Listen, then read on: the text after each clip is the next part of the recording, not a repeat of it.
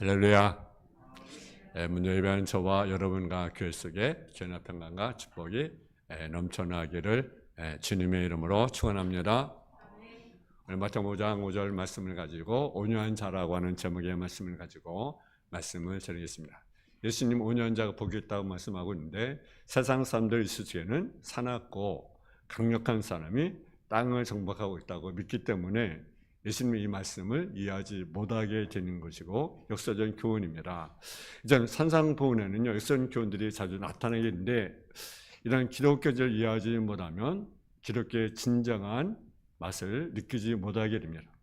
세상에 어떤 것을 얻기 위해 능력과 힘과 노력에 의해서 정복되어 있다고 믿기 때문에 그렇습니다. 우리나라도 보면 투쟁트에서 아니면 민중의 힘을 통해서 세상을 변화시키는 모습들이 직장에서나 사회에서 많이 비춰지는 것을 우리가 보게 됩니다. 그래서 때로는 데모도 하는 것 아니겠어요? 그렇잖아요. 예수님 말씀은 온유자가 복이 있다는 말씀을 해주었습니다. 이 말씀 유대인들에게 충격적인 말씀입니다. 왜냐하면 예수님은요, 유대인들은요 메시아를 기다렸습니다. 근데 어떤 메시아를 기다렸습니까? 정치적인 메시아, 자기를 해방시킬 메시아를 기다렸습니다. 그럼 무엇이 있어야 되겠습니까? 힘이 있어야 됩니다. 힘. 정치적인 것은 힘이 있어야 됩니다. 권력의 힘, 어떤 물질의 힘, 힘이 있어야 그래야 전체는 그런 메시아가 되었는데, 예수님은 그런 오신 분이 아십니다. 예수님은 섬기려 오셨다고 말씀하십니다. 예수님은 구원하러 오셨다. 여러분 찾아 구원하러 오셨다고 예수님은 말씀을 하셨습니다. 그래서 예수님의 이 말씀은 현대인으로 저들은 축복이 아니었습니다. 근데 온유한 자는 뭡니까? 복이 있다니 그들이 땅을 기업으로 바를 것이라고 말씀합니다. 그러면 첫째로 온유한 자는 어떤 자냐?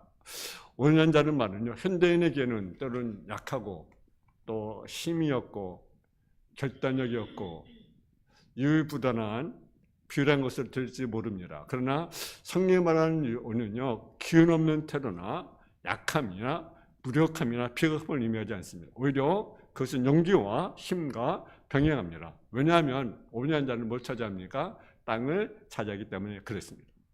온유함은 인간의 본래 가지고 있는 성품이 아니라 누구로 말미암아 주어진 성품입니까? 예수 그리스도로 말미암아 주어진 거듭난 자가 주어진 성품이라는 사실이죠. 그래서 이것은요, 은혜로 말미암은 것입니다. 온유는 사람에 대해서 선의와 하나님 높이는 태도를 가리킵니다. 칼빈은 말하기를, 온유는 부드러운 태도에서 살며 박해에 대하여 쉽게 노하지 않으며 보복하고자 하지 아니하며 자기를 향한 악행에 대하여 길이 잡는 것이라고 정의를 내렸습니다. 오늘 나를 엄하게 다스리는 힘을 가졌음에도 불구하고 부드럽게 관대하게 대하는 사람의 미덕이라는 사실이죠. 온유는 반항하는 백성에 보복할 수 있음에도 불구하고 그들에게 친절을 베푸는 망을 가리킨 데 사용되었습니다. 히브리 관점에서 보게 되면 온유한 사람은 하나님께 온전히 신뢰하고 그에게 완전히 순종하고 그리고 하나님께서 맡기고 헌신하는 자를 가리킵니다. 헬레네 관점에서 보게 되면 온유한 사람은 모든 본능과 감정을 잘 훈련시켜 자기 지배 아래 두신 자를 가리킵니다. 온유는 또 잘 기르진 가축을 가리키는 데 사용되었습니다. 그래서 이 말은 주님의 말을 잘 알아듣고 신중하는 양을 지키는 계기로 사용되었습니다. 마틴 노이로 존슨 목사님은요, 진정한 온유란 다른 사람이 나에게 대하여 어떤 반응을 보이냐에 따라서 찾아볼 수 있다고 말합니다. 그래서 온유한 사람은요, 칭찬을 받을 때도 교만하지 않고 조롱과 무시를 당할 때도 화를 내지 않고 하나님 의지하는 사람이라고 말을 합니다. 그래서 참된 온유는요, 누구에게 복종합니까? 하나님께 복종하는 것입니다. 또 참된 온유는요, 개인적인 목숨을 억제합니다. 예수님은 자신이 바른 모욕과 시대에서 화를 내지 않았습니다. 근데요, 성전에 들어가서 가보니까 성전에서 뭘 하고 있습니까? 매매를 하고 있어요. 물건을 팔고 있어요. 그때는 화를 내셨습니다. 내 집은 만민이 기도하는 집인데 너희는 강도의 굴을 장사한 집으로 만들었다고 말씀하시면서 화를 내는 사실을 우리가 보게 됩니다. 여러분 성전이 기도하는 집입니다. 이전이 정말 기도하는 집입니다. 근데 이전에 기도하지 않으면 어떻게 되겠습니까? 요즘 기도가 점점 약해져 가고 있어요. 기도가 점점 식어져 가고 있어요. 오늘 한국의 안타까운 사실은요, 기도가 점점 식어져 가고 있다는 거죠. 새벽 기도가 없고, 금요 기도가 없고, 또 하나 뭐 금식은 뭐 말할 것도 없고, 철회는 말할 것도 없고. 여러분, 우리가 기도해야 됩니다. 여러분, 우리가 믿는 자로서 기도하지 않으면 안 되잖아요. 하나님 우리에게 기도하길 원하시는데, 좀 안타까운 사실은요, 기도가 식어지고 있다는 거죠. 우리 교도 역시 마찬가지입니다. 예배가 좀 식어지고 있다는 거죠. 안타까운 사실 아니겠습니까? 주님 오늘날 교회 여러분 뭐라고 말씀하시겠습니까? 이때 교회를 보면 우리 주님 여러분 뭐라고 말씀하겠습니까? 기도하라고 말씀하지 않겠습니까? 기도하는 것은 죄라고 말씀하고 있는데 기도를 쉬고 있다는 거죠. 성전 안에서 그들이 매매하는 것을 보고 의분을 삼으셨습니다. 다른 분노를 지기 위해서는요, 파괴하는 것이 아니라 구원하는 것입니다. 상처를 주는 것이 아니라 치료한 분노해야 된다라는 거죠. 의로운 분노를 마음에 품으시는 사람은 온유한 사람이라는 거죠. 성도는 어떤 자가 되어야 됩니까? 온유한 자가 되어야 된다라는 거죠. 근데 이것은 은혜입니다. 그래서 선물이. 그래서 갈라디아 5장 12절에 보게 되면 성열매 가운데 하나가 무엇입니까? 온유한 사실입니다. 두 번째로 온유한 사람의 성경적인 근거는 뭔가라는 거죠. 성경에 나타나는 온유한 사람은요, 언제 자기의 방법을 포기하고 하나님의 방법을 따랐다는 사실을 우리가 보게 됩니다. 온유한 사람은 자기 권리만 주장하는 사람이 아니라 남의 권리를 인정해주는 사람이라는 사실입니다. 온유한 사람은 자기의 능력이나 성격, 생각이나 활동을 통제하시는 사람입니다. 온유한 사람은 결코 폭력이나 복수, 어떤 기만이나 수술을 사용하지 않습니다. 또한 시기와 질투로 자기 인격을 유린나가지 아니합니다. 그들은 죽을 만큼 강한 자이기 때문에 어떤 것까지 드립니까? 하나님께서 생명까지 드린다는 사실. 여러분 스데반을 보세요. 스데반이 5년자니까요. 그 죽는 순간까지 여러분 미소 잊지 않았습니다. 여러분 죽는 순간이 돌아봐 죽어가면서 몸에는 피가 툭툭 떨어지고 있어요. 근데요, 그 얼굴이 어떻습니까? 천사 얼굴 같았다.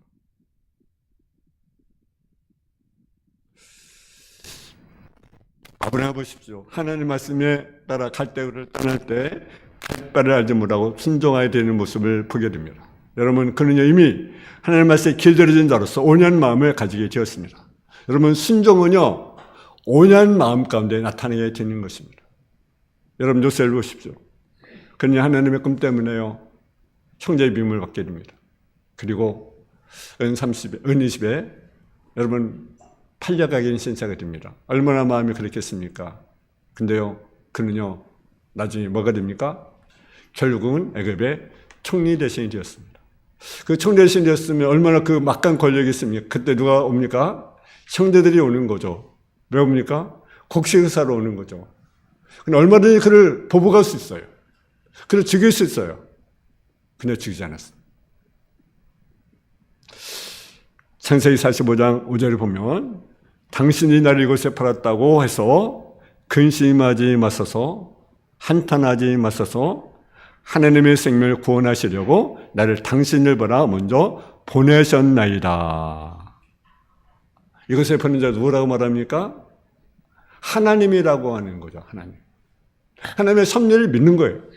모든 가정 속에는 누가 일하십니까? 하나님이 일하십니다. 아멘.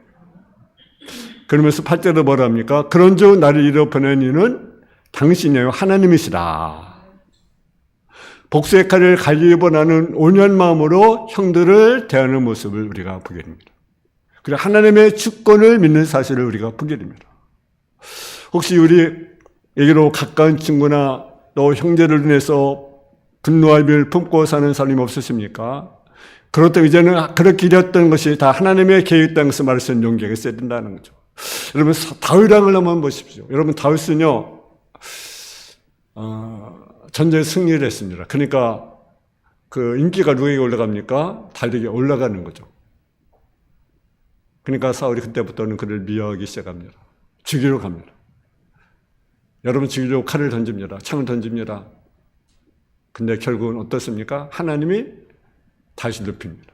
그래서 여러분 다윗은요 날마다 그는 승리하는 모습을 우리가 보게 됩니다. 여러분 우리가 또 어떻겠습니까? 그 복수의 칼을 가를 수 있는 그런 상황이지만 여러분 다윗은요 그러지 않았어요. 별주는 기회가 있었지만 여러분 수많은 어려움을 당했지만 쫓겨난 신세였지만 자기의 생명을 찾는 사울에서 욕을 하거나 주일께서도 지지 않는 온영을 보여주었습니다. 여러분 베드로를 보시고 그는 올 때부터 5년 사람이 아니었습니다. 그는 성질이 급한 자였습니다. 예수님이 잡히신 저녁밤에 그는 말고의 길을 겼습니다. 칼로 말고의 길을. 그렇게 성질이 급한 사람이었습니다. 그런데 그 베드로 전서에 이렇게 말씀합니다. 내가 다 마음을 같이하여 동정하며 형제를 사랑하며 불쌍히 여기며 겸손하며 악을 악으로 욕을 욕으로 갚지 말고 드려 복을 빌라. 이래 너희가 부르심 받았으니 이는 복을 이어받게 하려 하십니다. 여러분 도리어 뭘 빌라고 말씀입니까? 복을 빌라. 그럼 뭘 우리가 받습니까? 복을 이어받게 된다. 세 번째 5년자의 모델이 있습니다. 5년자 모델이 하는 누굽니까? 성경 보니까 그에게 보면 그 모세가 있습니다. 모세. 하나님 모세를 보시고 이 사람은 누구보다 온유한 사람이라고 말씀합니다. 그래서 민수기 12장 2절에 보면 이 사람 모세는 오냐면에 모르는 사람보다 더하더라. 모르는 사람보다 승하더라. 모르는 사람보다 뛰어나더라. 그것이 모세였습니다. 그러니까 하나님이 그걸 쓰는 거예요. 그래 쓰는 거예요. 여러분 모세가 막 어릴 때마다 화나고 막 감정에 따라 살아갔단다면 어떻게 그 하나님을 쓰겠습니까? 그 200만의 이스라엘민들이 어떻게 그 수가 있겠습니까? 근데 모세는요 오념심에보다 뛰어나더라. 승하더라. 히브리서 3장 5절에도 보기에는 모세의 충성 아주 높게 평가합니다. 모세는 장래에 말할 것을 증언하기 위하여 하나님 온 집에서 종으로서 신실하였고 신실했다. 거짓이 없다. 진실했다라는 거죠. 그렇게 충성했다라는 거죠. 충성은 뭡니까? 진실입니다. 충성은 말하는 것을 이루는 거예요. 내 중심을 해서 말하는 것을 이루는 것이 바로 충성입니다. 여러분 우리 언젠가 하나님 앞에 우리가 설 때가 있어요. 저는 마찬가지, 여러분은 마찬가지. 언젠가 하나님 앞에 설 때가 있는데 주님이 여러분을 볼 때 뭐라고 말씀하겠습니까? 주님이 저를 볼 때 뭐라고 말씀하겠습니까? 충성된 종이구나. 충성된 종이구나. 여러분 말할 수 있겠습니까? 주님이 인정하겠습니까? 우리 모두가 그런 자가 되려고 하는. 하나님한테 강원 목사는 충성했구나. 암흑의 성도는 충성했구나. 나는 소리 들으지 않겠어요? 근데 주님이 앞에 섰을 때, 결산할 때 이 약한 종아, 이 게으른 종아라고 들으면 되겠습니까? 여러분 금년 이제 2023년도 이제 한 해가 이제 저물어 갑니다. 금년 여러분 어떻게 주님을 섬겼습니까? 또 남은 시간 우리가 어떻게 주님을 섬겨야 할 것입니까? 충성을 다하는 저 여러분 되어지기를 제 이름으로 축원합니다. 정말 주님 앞에 섰을 때 정말 충성된 종이라고 인정받는 그런 자가 되지 않겠어요? 모세는요 정말 신실한 자였어요. 신실한 종이었어요. 모세는 하나님을 원망하지 않았습니다. 불평하지 않았습니다. 하나님께 순박과 온유하게 충성을 했습니다. 하나님께서 모세에게서 너는 애굽으로 가서 내 백성을 만나라 명령했을 때도 모세는 하나님께 대하지 아니하시고 신중한 모습을 우리가 보게 됩니다. 너는 간 땅에 들어갈 수 없다고 말했을 때 모세는 하나님께 대된 대신에 그대로 순복합니다. 이스라엘 백성들이 계속해서 모세를 원망하고 불평했을 때로 모세는 그들을 대된 대신 그들에서 중보기도를 드렸습니다. 그러나 이제 그들을 사옵소서. 그렇지 아니하면 원하건대 주께서 기록한 지에서 내 이름을 지어버려 주옵소서. 모세는 5년 사람의 모델이었습니다. 물론 모세가 너무 화가 나서 하나님을 데리고 백성이 대들며 실수한 일이 있습니다. 그것이 바로 민수기 20장에 기록된 가데스에서라는 사건입니다. 이스라엘 백성이 무리해서 막 원망합니다. 한 원망하고 목사도 우리 여기서 죽는구나. 차라리 애굽에 가는 것이 좋겠다. 거기 죽었으니 좋을 것 같았다. 물이 없으니까. 그때 하나님이 뭐라고 말씀하십니까? 반설명을 내라. 그렇게 명령을 내렸어요, 모세에게. 그러면 모세도 네, 알았습니다. 내가 반설명을 드리겠습니다. 해야 되는데 화가 잔뜩 나 있잖아요.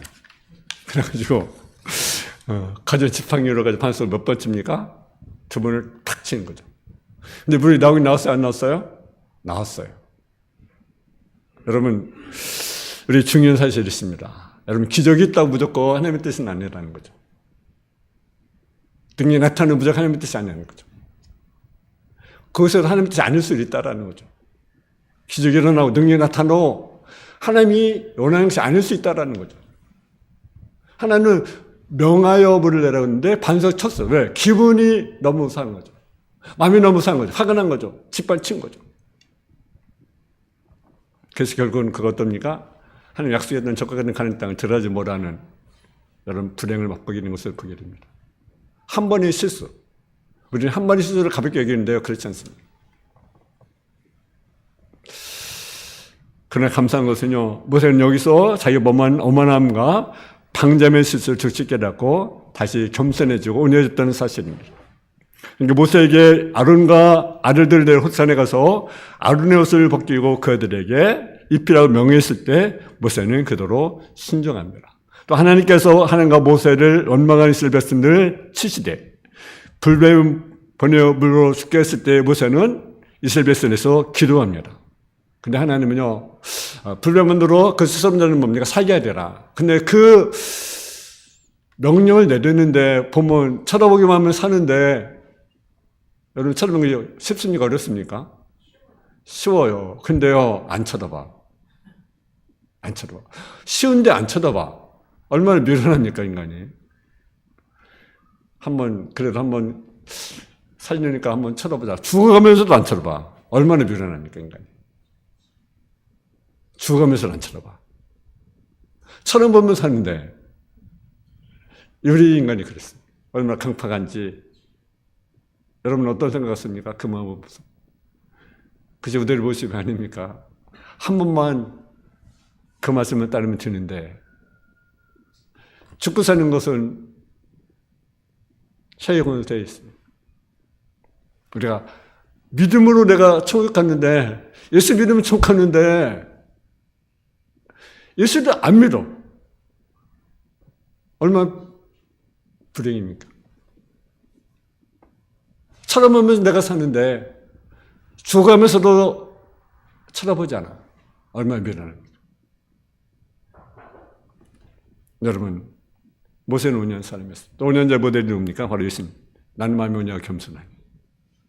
예수님 하나님께 버림을 당하면서도 하나님께 대르지 않고 사람의 버림을 받으면서도 사람들에게 대르지 않았습니다. 예수의 온유한 모습을 예수님은 이렇게 묘사합니다. 그가 곤욕을 당하여 괴로울 때도 그의 입을 열지 아니하였으며 마치 도술장으로 끌려가는 어린 양과 털 까는 자 앞에서 잠담한 양같이 그 입을 열지 아니었도다. 예수님 자기를 배반한 베드로, 가진 일에 대해서 원망이나 원한을 품지 아니하시고 자기를 정죄한 빌립에 대해서도 원망이나 원한을 품지 아니하셨습니다. 끝까지 저들에게 온유하고 부드러운 마음을 보이셨다는 사실을 우리가 보게 됩니다. 베드로에게 뭐랍니까? 시몬아 시몬아 보라, 사단이 밀가부를 타려고 요구하였으나 그러나 내가 너를 위하여 네 믿음이 떨어지지 않기를 기도하였노니 너는 돌이킨 후에 네 형제를 굳게 하라. 여러분, 그 부인했던 베드로에게 그래서 중보기라는 예수님의 모습을 우리가 봅니다. 그래서 여러분 주께서도 이렇게 베드로를 보시니 베드로가 제 말씀고 닭이 울기 전에 시몬 나를 부인하라 하심이 생각나서 밖에 나서 심히 통과하냐. 그래서 베드로는요 나중에 편지를 쓰면서 예수님의 온유함에 대해서 이렇게 기록합니다. 욕을 당하시되 맞다 욕하지 아니하시고 고난을 당하시되 위협하지 아니하시고 오직 거기를 심판하시는 이에게 부탁하시며라고 말씀합니다. 예수님은 겟세마네 동산에서 여러분 기도할 때 보십시오. 그 상황 속에 아버지여 내 원대로 마옵시고 아버지의 원대로 되기를 원하나이다 하면서 하나님께 전도로 순박하는 모습을 우리가 보게 됩니다. 또 온유한 사람의 모델은요 신에 나타난 착한 사람들이라는 사실이죠. 그래서 사도 바울은요 여러 교회에 편지를 하면서 겸손하고 온유하라고 분부합니다. 그러므로 주 안에 갇힌 내가 너희를 권하노니 너희가 부르심 받은 일에 합당하게 행하여 모든 겸손과 온유로 하고 오래 참음으로 사랑 가운데 서로 용납하고 평안을 맺는 줄로 성리 하나 되게 하는 것을 힘써 지키라고 에베소 4장 1절에 말씀하고 있습니다.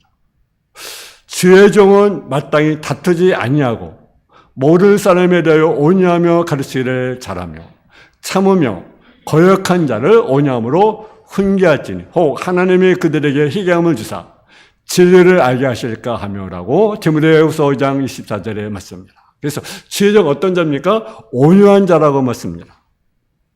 또 여러분 골로새 3장 12절에 보게 되면 그러므로 너희는 하나님 택하사 거룩하고 사랑받는 자처럼 겸손과 온유와 오래 참에 옷을 입고라고 말을 합니다. 그래서 하나님 나라가 차지할 성도들의 입을 옷이 바로 뭐냐? 겸손과 온유의 옷이라고 말씀하고 있습니다. 저는 이 온유를 그렇게 말씀합니다. 착함이라 표현할 수 있다는 거죠. 그래서 하나님께 잘하고 예수에게 잘하는 온유한 사람은 착한 사람입니다. 예수님은 온유하시고 착하셨습니다. 나는 마음이 뭐냐? 겸손하라고 말씀합니다. 그리고 사도행 10장 38절에 보게 되면 예수께서 두루 다니시며 착한 일을 행하시고 또 예수님은요, 지금 다른 자들에게 착한 행실을 보여야 한다고 말씀하고 있습니다. 그래서 이같이 너희 빛을 사람의 빛이게 하여 그러면 너희 착한 행실을 보고 하늘이신 너희 아버지께 영광을 돌리게 하라고 우리에게 말씀합니다. 여러분, 손들이 맺을 열매는요, 착함과 의로움의 열매입니다. 하나님의 백성이 주시는 목적도 착한 일을 넘치게 하는 것이라고 우리에게 말씀합니다. 그래서 고린도후서 한번 9장 8절 한번 보겠습니다. 고린도후서 9장 8절.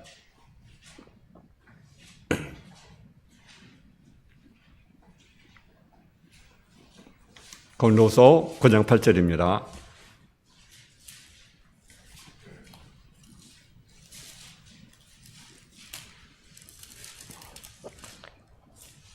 (295페이지가) 되겠습니다. 우리 같이 봉독하겠습니다. 고린도후서 9장 8절입니다. 시작. 하나님의 능히 모든 일을 너에게 넘치게 하시나니 이는 너희로 모든 일에 항상 모든 것이 넉넉하여 모든 착한 일을 넘치게 하려 하십니다. 아멘. 하나님의 은혜를 너에게 넘치게 하신다. 왜냐? 이는 너희로 모든 일에 한 그릇이 넉넉하여, 그러면서 모든 착한 일을 넘치게 하게 하려 하십니다. 그래서 우리는 은혜 주신 중에 하나가 뭡니까? 우리에게 착한 일을 하라라는 거. 착한 일. 착한 일 하라. 그렇게 말씀합니다. 착한 일 넘치게 하라고 말씀합니다. 근데 어떤 자에게 특별히 하라고 말합니까? 갈라디아서 6장 10절을 보면 그러므로 우리는 기인대로 모든 일이 착한 일에 더욱 믿음의 가정들에게 할지라. 믿음이 같이 될지라 맞습니다. 그래서 그러면 우리 기인대로요, 착한 일을 우리가 해야 됩니다. 신에게 필요한 사람들은요, 아니 하나님 나에 필요한 사람들은 똑똑한 사람이 아닙니다. 능력이 있는 사람이 아니라 오히려 착한 사람이라는 사실이죠. 지금도 마찬가지입니다. 우리에게 필요한 사람, 이 세상에 필요한 사람, 아니 하나님께 필요한 사람은요, 어떤 사람입니까? 착한 사람. 그래서 하나님께 착하고 이게 착하고 그런 사람이라는 바나바는요, 오히려 착한 사람이었습니다. 의심하는 사도 바울을 내세워 주었습니다. 그는 밭에 팔아서 사도들 발 앞에 두었다고 말하고 있습니다. 또 착한 사람은 인색하지 않습니다. 도로가는 은혜가 착했습니다. 수많은 과부들의 마음을 의료하고 그들에게 겉옷을 지어주고 속옷을 지어줬습니다. 착한 사람은 인색하지 않습니다. 에바브로는 착한 사람이었습니다. 그는 자기의 몸을 돌보지 않았습니다. 빌립보교를 위해서, 사도 바울을 위해서, 그리고 주님을 위해서 몸과 물질을 바쳤습니다. 그리스도를 위하여 죽기 이르도록 자기의 목숨을 돌아보지 아니한 것은 나를 섬기는 너희 일의 부족함을 채우려 합니다. 디모데는 오냐고 착한 사람이었습니다. 사도 바울은 마지막 편지에서 디모데후서 오메데스에게 오냐고 착했다고 말합니다. 자기를 잘 유쾌하게 해줬다고 말합니다. 그리고 자기가 오기에 갇혔을 때 부전이 찾아와서 만나줬다고 우리에게 말을 합니다. 물론 사도 바울에게 상처를 주고 실망을 주고 기름을 줬던 사람들이 있었습니다. 그래서 디모데전서에 이렇게 말합니다. 아시아에 있는 모든 사람들이 나를 버린 일을 네가 안 하니 그 중에 부겔로와 호모겐노가 있느니라. 또 데마는 이 세상 사랑하여 나를 버리고 데려갔고 그레스는 갈라디아로 데로는 달마로 갔고 누가만 나와 함께 있느니라. 여러분, 우리가 어떤 자가 될 것입니까? 우리는 착한 자가 되어야 됩니다. 마지막 온유한 자가 받을 복이 무엇입니까? 오늘 본문에 보니까 온유한 복이나니 그들이 땅을 기업으로 받을 것이다. 아멘. 세상 사람들은 온유한 사람은 결코 땅을 차지할 수 없다고 말을 합니다. 치열한 생존 경제에서 이용만 땅을 무기로 그런 사람으로 취급합니다. 그러나 폭력이나 무력, 어떤 세상의 힘이 땅을 정복하는 것이 아니라 온유한 사람에 의해서 이 땅은 정복된다고 성경은 가르치고 있습니다. 세계 많은 영웅호걸들이 그들의 시대마다 무력과 힘으로 세상을 정복했지만 그들의 꿈은 깨지고 말았습니다. 여러분 지금 전쟁이 계속 일어나고 있어요. 참 안타까운 일이 일어났어요. 그죠? 러시아와 우크라이나 또 지금 또 팔레스타인 지역에 또 그 이스라엘과 그 팔레스타인과 전쟁이 일어나고 있지 않습니까? 참 전쟁이 끊임없이 일어나고 있어요. 그죠? 참 비기한이죠. 얼마나 많은 사람이 죽어가고 있습니까? 지금도 이 시간 사람들이 막 죽어가고 있잖아요. 생명을 잃고 재산을 잃고 많은 걸 잃죠. 기쁨을 잃고 평강을 잃고. 여러분 때로는 세상적인 힘, 어떤 권력이, 어떤 무기가 때로는 정복할 수 있지만 영원히 정복하는 건 아니죠. 잠깐입니다. 근데 오직 한 분, 그리스도. 그분은 사랑과 용서와 온유로 세계를 정복하셨다는 사실이죠. 여러분 세상에 한때 멀뚱 아마 부동산 투기에 땅을 찾아왔을 것입니다. 저들은 여러 가지 정보와 실수와 투기로 많은 땅을 찾았죠. 그러나 저들이 우리에게 뺏지 못한 기업이 있습니다. 그것이 뭡니까? 하늘의 기업, 영원한 기업, 취하지 않은 기업. 그것은 빼앗을 수 없어요. 여러분 우리는요 어디를 찾습니까? 하늘을 찾았지 않습니다. 하늘의 기업이 이룰 자입니다. 여러분 온유한 자는 약한 자가 아닙니다. 온유한 비굴하고 위험한 자를 가르치지 않았어요. 온유한 자는 온전히 하나님을 신뢰하고 하나님께 순종하고 하나님께 모든 걸 맡기는 자입니다. 온유한 박해를 받아도 쉽게 노하지 않으며 보복하지 않고 길을 찾는 자입니다. 온유는 자기 수양이 얻어지는 것이 아니라 하늘신 성령의 열매입니다. 바라기는 우리 모두가 온유한 자가 되어서 하늘신 기업을 바로 누리는 저와 여러분 다 되어지기를 주님의 이름으로 축원합니다. 사랑의 아버지 하나님, 은혜와 사랑을 감사합니다. 온유한 자가 땅을 기업으로 받을 것이라고 말씀하고 있습니다. 우리가 온유한 자가 되길 원합니다. 정말로 모세처럼 또 예수님처럼 또 진행의 많은 성도들처럼 온유한 자가 되어서 정말 하나님께 영광을 올려드리고 하나님께 순종하고 또 하나님을 신뢰해 나가는 성도의 삶의 모습이 되게 하여 주옵소서. 예수님의 이름으로 기도했습니다. 아멘.